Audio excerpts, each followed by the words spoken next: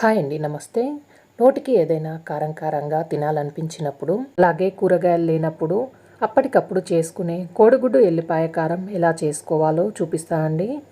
చాలా టేస్టీగా ఉంటుంది. రెగ్యులర్గా చేసుకునే గుడ్డు పొరుటు కంటే ఇది చాలా రుచిగా ఉంటుందండి. మీరు కూడా తప్పకుండా ఒకసారి దీన్ని ట్రై చేయండి. ఇప్పుడు స్టవ్ మీద ప్యాన్ పెట్టుకొని దాంట్లో 3 to 4 టేబుల్ స్పూన్ వరకు ఆయిల్ వేసుకొని, ఆయిల్ బాగా వేడైన తర్వాత ఇందులోకి నేను 5 ఎగ్స్ని తీసుకుంటున్నానండి.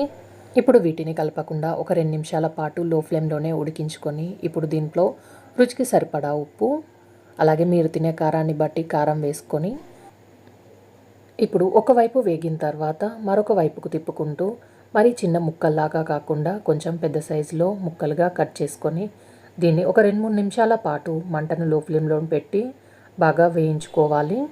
బాగా వేగితే ఎగ్ స్మెల్ లేకుండా బాగుంటుందండి. ఇప్పుడు దీన్ని తీసేసి ప్లేట్లోకి వేసుకొని పక్కన ఉంచుకోవాలి. 1 to 2 టేబుల్ స్పూన్ వరకు ఆయిల్ వేసుకొని, ఆయిల్ బాగా వేడైన తర్వాత ఇక్కడ నేను ఒక 15 వరకు వెల్లుల్లిపాయల్ని దంచి తీసుకున్నానండి.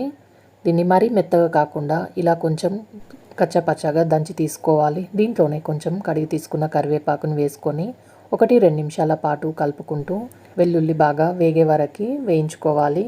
ఇలా ఆయిల్లో బాగా వెల్లుల్లిపాయ వేగిన తర్వాత దీంట్లో రుచికి సరిపడా ఉప్పు, నేను ఇందులో 1.5 టేబుల్ స్పూన్ వరకు కారం వేసుకుంటున్నానండి. ఎందుకంటే ముందు ఎగ్ ఫ్రై చేసేటప్పుడు 1/2 టేబుల్ స్పూన్ వరకు వేసుకున్నాను కాబట్టి, ఇలా 1 నిమిషం పాటు కలుపుకుంటూ వెల్లుల్లి కారం బాగా వేగే వరకు వేయించుకోవాలి. ఇలా వేగిన తర్వాత దీంట్లో ముందుగా ఫ్రై చేసి పెట్టుకున్న ఎగ్ పొరుటును ఇందులోకి వేసుకొని, ఈ వెల్లుల్లి కారంలో ఎగ్ మొత్తం బాగా కలిసేటట్టుగా ఇలా 2-3 నిమిషాల పాటు కలుపుకుంటూ వేయించుకుంటే సరిపోతుంది.